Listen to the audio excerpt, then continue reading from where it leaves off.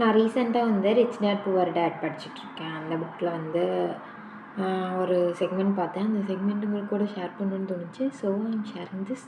முதல்ல hey hi இப்படி பேசுறதெல்லாம் நிப்பாட்டு.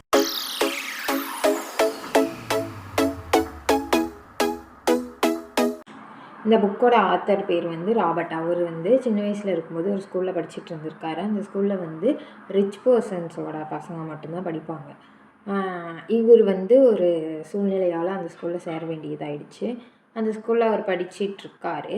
ஆனால் அங்கே இருக்க ஸ்டூடெண்ட்ஸ்லாம் வந்து பேசும்போதே வந்து வீக்கெண்டில் நம்ம அங்கே போகலாம், இங்கே போகலாம், இது பண்ணலாம், அது பண்ணலாம் அப்படிங்கிற மாதிரி பெருசாக பேசுவாங்க. அதுவும் இல்லாமல் இவரை வந்து கலாய்ப்பாங்க. ஸோ வந்து இவருக்கு வந்து நான் ரிச் ஆகணும் அப்படின்னு ஒரு தீர்மானம் வந்துருச்சு. ரிச் ஆகணுன்ட்டு போயிட்டு அவங்க அப்பாட்ட கேட்குறாரு. அவங்க அப்பா வந்து கவர்மெண்ட் ஆஃபீஸோட எம்ப்ளாயி. அவர்கிட்ட வந்து நான் ரிச் ஆகணும்ப்பா, என்ன பண்ணணும் அப்படி கேட்குறாரு. அவருக்கு வந்து என்ன பண்ணணும்னு தெரியல. இந்த வயசில் ரிச் ஆகணும்னா என்ன பண்ணணும்? அவருக்கு தெரிஞ்சது வந்து நல்லா படிச்சின்னா ஒரு நல்ல வேலைக்கு போகலாம், நல்ல வேலைக்கு போனீங்கன்னா நீ வந்து கொஞ்சம் செட்டில் ஆயிடலாம் அப்படிங்கிறது மட்டும்தான் அவருக்கு தெரிஞ்சது. ஸோ அவர் வந்து அப்படின்னு சொல்கிறாரு. உடனே வந்துட்டு என்ன பண்ணலாம் ரிச் ஆகணும், என்ன பண்ணணும் அப்படின்னு சொல்லிட்டு யோசிச்சுட்டு அவன் வந்து அவங்க ஸ்கூலில் இன்னொரு பையன் இருக்கான், அவன் ஃப்ரெண்டு மைக். அவர்கிட்ட போயிட்டு அந்த மைக் கிட்ட போயிட்டு, டே நம்ம வந்து ஏதாவது பண்ணலாம்டா, நம்ம ரிச் ஆகணும்டா, என்ன பண்ணலாம், நம்ம 2 பேரும் ஏதாவது பண்ணலாம், நீ வரியா அப்படி கேட்குறாரு. அதுக்கு மைக்கு வந்துட்டு ஓகேடா நான் வரேன் அப்படின்னு சொல்லிட்டு ஒரு பார்ட்னர்ஷிப் ஃபார்ம் பண்ணக்கப்புறமேட்டுக்கா இவங்களுக்கு வந்து புக்கில் இப்போ கெமிஸ்ட்ரி படிக்கிறப்ப ஏதோ ஒரு ஐடியா வருது. அந்த ஐடியாவை வச்சு டூத் பேஸ்ட்டோட கவரை வச்சு ஏதாவது பண்ணலான்னு சொல்லிட்டு டூத் பேஸ்ட்டோட கவர் வந்து எல்லா வீட்லேயும் கலெக்ட் பண்ணி ஏதோ ஒரு கெமிக்கல் ரியாக்ஷன் போட்டு ஏதோ பண்ணுறாங்க. அதை அவங்க அப்பா பார்த்துட்டு இது இல்லீகல், இது வந்து பண்ணக்கூடாது அப்படின்னு சொல்கிறாரு. இல்லைப்பா எனக்கு ரிச் ஆகணும், எனக்கு என்ன பண்ணுறதுன்னே தெரில அப்படின்னு வந்து சொல்கிறான். அதுக்கு அவர் வந்துட்டு நீ வேணால் மைக்கோட அப்பாட்ட கேட்டுப்பார். மைக்கோட அப்பா வந்து நிறைய பிஸ்னஸ் பண்ணுறாரு, கன்ஸ்ட்ரக்ஷனு, டீ எஸ்டேட்டு, ஃபினான்ஷியலாக அந்த மாதிரி நிறைய பண்ணுறாரு. ஸோ நீ அவர்கிட்ட கேட்டுப்பாரு, அவர் வேணால் உனக்கு ஹெல்ப் பண்ணுவார் அப்படி சொல்கிறாங்க. இவரு வந்து ஓகே நம்ம போய் மைக்கோட அப்பாட்ட கேட்டு பார்க்கலான்னு சொல்லிட்டு மைக்கோட அப்பாட்ட பேசுகிறாரு. எனக்கு இந்த மாதிரி ரிச் ஆகிறது எப்படின்னு தெரியும், எனக்கும் என் ஃப்ரெண்டுக்கும் ஒரு நாள் நீங்கள் சொல்லி தரீங்களா அப்படின்னு சொல்லி கேட்குறான். அதுக்கு மைக்கோட அப்பாவும் இருந்துட்டு ஓகே நீங்கள் வந்து ஒரு ஈவினிங்காக வாங்க, நான் உங்களுக்கு சொல்லித்தரேன் அப்படின்னு சொல்கிறாரு. அதே மாதிரியே மைக்கும் போயிட்டு இந்த ஆத்தர்கிட்ட நீங்கள் ஈவினிங்காக வா, எங்கள் அப்பாட்ட சொல்லிட்டேன், எங்கள் அப்பா வந்து சொல்லித்தரேன்னு சொல்லியிருக்காரு அப்படின்னு சொன்னோன்னே இந்த ஆத்தரும் வந்து ரொம்ப எக்ஸைட்மெண்ட்டோட நம்ம வந்து ஏதோ கற்றுக்க போகிறோம் அப்படின்னு சொல்லிட்டு அவங்க மைக்கோட அப்பாவை பார்க்க போகிறாங்க. மைக்கோட அப்பாவை தான் இந்த கதையில் வந்து ரிச் டேடாக சொல்லியிருப்பாங்க. ஸோ அவரை நம்ம ரிச் டேடுன்னே சொல்லலாம். ஈவினிங்காக ஆயிடுச்சு. மைக்கும் இந்த ஆத்தரும் வந்து ரிச் டேடை பார்க்கறதுக்காக வெயிட் பண்ணுறாங்க. ரிச் டேட் வராரு. வந்துட்டு உங்களுக்கு என்ன வேணும் அப்படி கேட்குறாரு. எங்களுக்கு வந்து ரிச் ஆகணும், எப்படி ரிச் ஆகணும்னு சொல்லி கொடுங்க அப்படின்னு சொல்லி கேட்குறாங்க. அதுக்கு அவர் வந்துட்டு ஓகே நான் உங்களுக்கு வந்து சொல்லித்தரேன், ஆனால் வந்து நான் வந்து ஸ்கூலில் மாதிரி லெசன்ஸோ இல்லை வந்து லெக்சரோ எடுக்க மாட்டேன், எனக்கு வந்து நீங்கள் ப்ராக்டிக்கலாக கற்றுக்கணும்.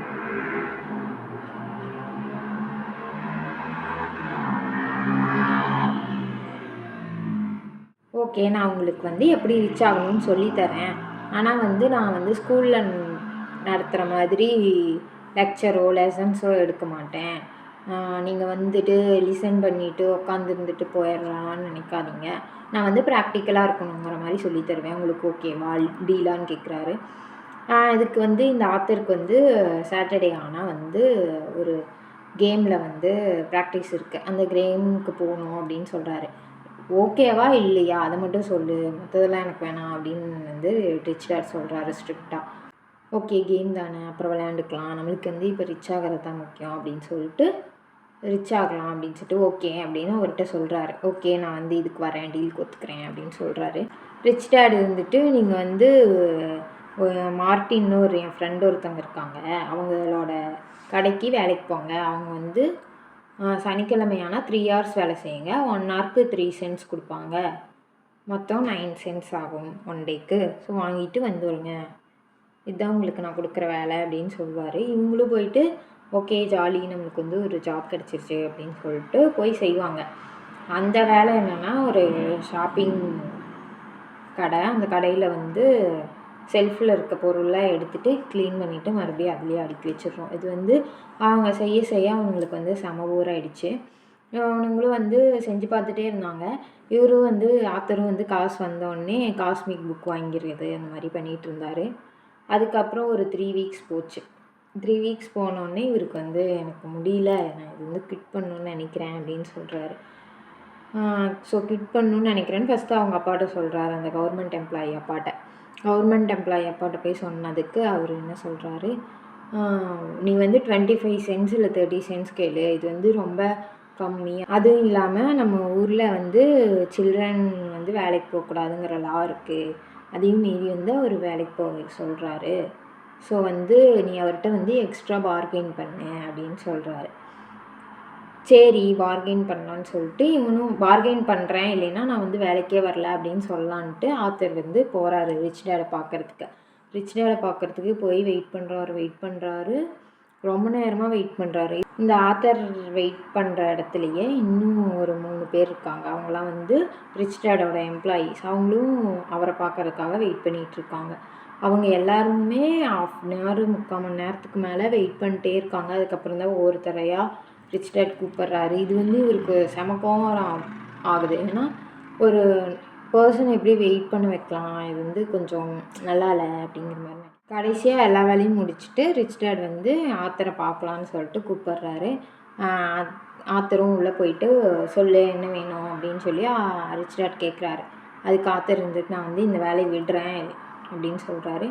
ஏன் விடுற அப்படின்னு கேட்குறப்ப, நீங்கள் வந்து என்னை யூஸ் பண்ணிக்கிறீங்க, கம்மியான காசு கொடுக்குறீங்க, அதுவும் இல்லாமல் எனக்கு வந்து ரிச் ஆகிறது எப்படின்னு சொல்லி கொடுக்குறேன்னு சொல்லிட்டு நீங்கள் வந்து இது வரைக்கும் என்னை பார்க்கவே கிடையாது. 3 வாரம் ஆச்சு. 3 வாரமும் நாங்கள் கடைக்கு போவோம், வேலைக்கு போவோம், வேலை பண்ணுவோம், காசு வாங்குவோம், வந்துடுவோம். இதுதான் நீங்கள் வந்து சொல்லி கொடுக்குறதா? நீங்கள் வந்து டிஸ்ரெஸ்பெக்ட்ஃபுல்லாக நடத்துகிறீங்க, நீங்கள் ஏமாத்துறீங்க அப்படின்னு வந்து அவன் ஆத்தர் வந்து ரிச் டேட் கிட்ட கோவமாக பேசுகிறான். ரிச் டேட் இருந்துட்டு நான் உனக்கு ஒன்றுமே சொல்லி கொடுக்கலையா, நான் இவ்வளோ நாளும் உனக்கு சொல்லி தான் கொடுத்துருக்கேன் அப்படின்னு சொல்கிறாரு. ஆத்தர் இருந்துட்டு நீங்கள் எனக்கு என்ன சொல்லி கொடுத்தீங்க, நீங்கள் எதுவும் சொல்லி கொடுக்கல அப்படின்னு சொல்லி சொன்ன உடனே ரிச் டேட் சொல்கிறாரு, நான் உனக்கு சொல்லி கொடுத்துருக்கேன், வேலைக்கு போகிறது வந்து உன்னை ரிச் ஆக்காதுங்கிறத சொல்லி கொடுத்துருக்கேன். நான் அப்போவே சொன்னேன், நான் வந்து லெசன்ஸ் எடுக்க மாட்டேன், நான் வந்து ப்ராக்டிக்கலாக தான் உங்களுக்கு வந்து கற்றுக் கொடுப்பேன் அப்படின்னு ரிச் டேட் சொன்னோடனே ஆத்தருக்கு வந்து ஆமாம்ல, இதை நம்மளுக்கு சொல்லி கொடுத்துருக்காரு, இதுலேருந்து இதுதான் சொல்லிக் கொடுக்க ட்ரை பண்ணியிருக்காரு அப்படிங்கிற மாதிரி ஆத்தர் புரிஞ்சுக்கிறாரு. புரிஞ்சுட்டு இப்போ நான் நெக்ஸ்ட்டு என்ன பண்ணிட்டோம் அப்படின்னு வந்து ஆத்தர் கேட்குறாரு. அதுக்கு ரிச் டேட் இருந்துட்டு இவ்வளோ நாள் நீ செஞ்சுட்டு இருந்த வேலையை காசு இல்லாமல் செய்யு அப்படின்னு சொல்கிறாரு. ஆத்தருக்கு வந்து ஓகே தான் சொல்லி ஆகணும், ஏன்னா அவருக்கு வந்து எப்படி ரிச் ஆகணும்னு கற்றுக்கணும். ஸோ வந்து ஓகே சொல்லணும்னு ஓகே சொல்லிவிட்டு நினச்சி பார்க்குறாரு. ஆல்ரெடியே நமக்கு வந்து கம்மி சம்பளம், அப்பா வேறு 25 சென்ட்டுக்கு பார்கெயின் பண்ணிவிடுவான்னு சொன்னார், நம்ம வேறு இப்போ அதுவும் இல்லைன்னு சொல்லிட்டு போகிறோமே அப்படின்னு சொல்லிட்டு ஒரு மாதிரி மனசுக்குள்ளே தோணிகிட்ருக்கு. இந்த வேலையை வந்து மைக்கும் ஆத்தரும் ரொம்ப நாளாக வந்து செஞ்சிட்டே இருக்காங்க. காசே இல்லாமல், சம்பளமே இல்லாமல் செஞ்சிட்டே இருக்காங்க. ஏதோ ஒரு நம்பிக்கையில் செஞ்சிட்ருக்காங்க, இவர் ஏதோ கற்றுக் கொடுப்பாரு அப்படின்னு சொல்லிட்டு. ஒரு நாள் வந்து ரிச் டேட் வராரு அவங்க வேலை செய்கிற கடைக்கு. வந்து நீங்கள் 2 பேரும் வாங்க அப்படின்னு சொல்லிட்டு கூட்டிகிட்டு போகிறாரு. உடனே நடந்து போகிறாங்க. இப்போ நடந்து போய் ஒரு பார்க்கில் உட்காடுறாங்க. அந்த பார்க் போய் உக்காந்துட்டு ரிச் டேட் வந்து சொல்கிறாரு, சூப்பர், நீங்கள் வந்து காசே இல்லாமல் வேலை செஞ்சிட்டிங்க, இது ஒரு நல்ல விஷயம். ஸோ இனிமேல் வந்து நான் உங்களுக்கு 25 சென்ட் பர் ஹவர் தரலான் இருக்கேன் அப்படின்னு சொல்லி சொல்கிறாரு. ஆத்தருக்கு வந்து சந்தோஷம், 25% தராரே, ஆல்ரெடி நம்ம இதுக்கு தானே பார்கெயின் பண்ணலான்னு வந்தோம், ஸோ நல்லா இருக்கே அப்படின்னு சொல்லிட்டு நினைக்கிறாரு. ஆனால் வந்து ஆத்தரும் மைக்கும் வந்து ஒத்துக்காமல் அமைதியாகவே இருக்காங்க, எதுவும் சொல்லலை. ஓகே, நான் வந்து உங்களுக்கு 60 சென்ட்ஸ் தரேன் அப்படின்னு சொல்கிறாரு. அதுவும் வந்து இவங்க 2 பேருமே எதுவுமே ரியாக்ட் பண்ணல. அதுக்கப்புறம் ஆத்தர் இருந்துட்டு சரி நான் உங்களுக்கு $1 தரேன் அப்படின்னு சொல்கிறாரு. $1ங்கிறது வந்து அந்த ஊரில் அடல்ட்ஸ்க்கே அவ்வளோ தர மாட்டாங்க, அந்த மாதிரி ஒரு அமௌண்ட்டு. அதை கேட்டவுடனே மைக்குக்கும் ஆத்தருக்கும் நிறையா காமிக்ஸ் புக்கு, கேமு, என்னென்ன வாங்கணும்னு நினச்சிருப்பாங்களோ அந்த உலகத்துக்கு போய் மெய் மறந்துலாம் இருக்காங்க. ஆனாலும் அவங்க வந்து அக்ரி பண்ணல அந்த டீலை. அப்புறம் ரிச் டேட் வந்து குட், நீங்கள் வந்து எவ்வளோ காசு நான் சொன்னாலுமே நீங்கள் வந்து அக்செப்ட் பண்ணல, ஸோ வந்து இதுதான் வந்து அடுத்த லெசனு. இந்த உலகமே வந்து பயத்தினாலையும் பேராசையினாலையும் தான் வேலைக்கு போயிட்டு, இந்த எம்ப்ளாயி சிஸ்டமே அப்படி தான் இருக்குது. ஏன்னா வேலையே இல்லைங்கிற பயத்துலேயும் இல்லை இந்த வேலை போயிடுமோ அப்படிங்கிற பயத்துலேயும் தான் ஒருத்தர் வந்து அந்த வேலையில் நிலையாக இருப்பாங்க. அப்படி நிலையானக்கப்புறம் ஒரு 1 ஆர் 2 இயர்ஸில் அதுக்கப்புறம் அவங்களுக்கு பேராசை வரும். பேராசையில் எனக்கு இன்னும் கொஞ்சம் காசு கொடுங்க அப்படின்னு சொல்லி கேட்பாங்க. அதுக்கப்புறம் இன்னும் கொஞ்சம் காசு கொடுத்ததுக்கப்புறம் மறுபடியும் இவ்வளோ காசு கொடுக்குறாங்களே நமக்கு இந்த வேலை போயிடுச்சுன்னா என்ன பண்ணுறதுங்கிற பயத்தில் மறுபடியும் அந்த பொசிஷனை சஸ்டெயின் பண்ணிக்க இன்னும் ஒரு 1 ஆர் 2 இயர்ஸ் இருப்பாங்க. அதுக்கப்புறம் மறுபடியும் இன்னும் கொஞ்சம் காசு இருந்தால் நல்லாயிருக்குமே அப்படின்னு சொல்லிட்டு மறுபடியும் எக்ஸ்ட்ரா அப்ரைசல் எதிர்பார்ப்பாங்க. இப்படி தான் வந்து இந்த எம்ப்ளாயி சிஸ்டமே இருக்குது. இதை தான் வந்து நான் உங்களுக்கு சொல்லிக் கொடுக்க ட்ரை பண்ணேன் அப்படின்னு சொல்லி முடிச்சிட்டோம்.